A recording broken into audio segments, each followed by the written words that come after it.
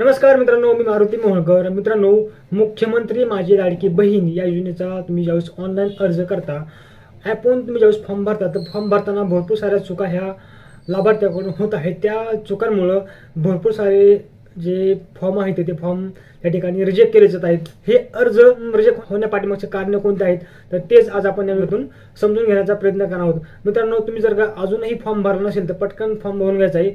वेबसाईटवरून देखील online form भरू शकता, त्याच्यावरती देखील आपण या ठिकाणी व्हिडिओ बनवणार आहोत। मित्रांनो, तुम्ही जर का चॅनलवरती नवीन असाल, चॅनलला सबस्क्राईब करून बेल आयकॉन बटन दाबायला विसरू नका, जेणेकरून आपल्याला अशाच प्रत्येक नवनवीन व्हिडिओची नोटिफिकेशन ही आपल्यापर्यंत येत राहील। चला तर व्हिडिओला सुरुवात करूया।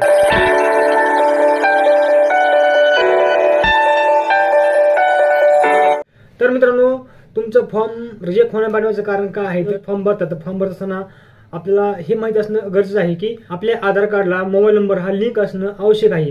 कारण तुमचा मोबाईल नंबर जर का लिंक नसेल तर OTP आहे तो OTP हा येणार नाही। त्याच पद्धतीनं तुमचं जे बँक अकाउंट आहे ते बँक अकाउंटमध्ये देखील तुमचा जो नंबर आहे तो नंबर लिंक असणं हे आवश्यक आहे।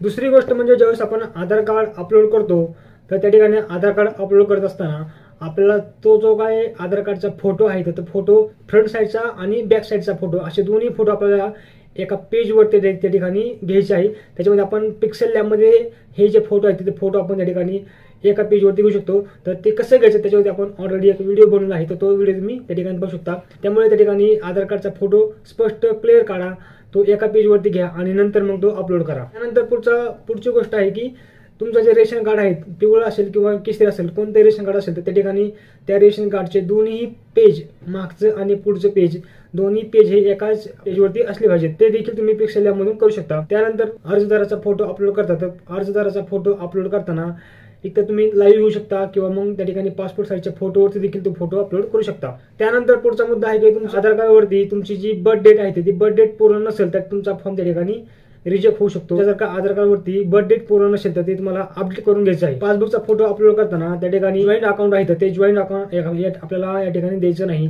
त्यानंतर पुढची गोष्ट आहे की आधार कार्ड आणि जे पासबुक आहे ते पासबुकवरचं जर का तुमचं नाव हे सारखं नसेल तर तरी देखील तुमचा फॉर्म हा रिजेक्ट होत आहे। या ठिकाणी मतदान कार्ड आणि आधार कार्ड हे जे आहे त्याच्यावरची स्पेलिंग ही तुमची सारखी असणं हे आवश्यक आहे। तर मित्रांनो, अशा पद्धतीने हे काही महत्त्वाचे कारण होते। तर तुम्ही ज्यावेळेस फॉर्म भरताना या ठिकाणी या साऱ्या गोष्टीची आपल्याला दक्षता घ्यायची आहे, काळजी घ्यायची आहे आणि हा फॉर्म त्या ठिकाणी भरायचा आहे। धन्यवाद।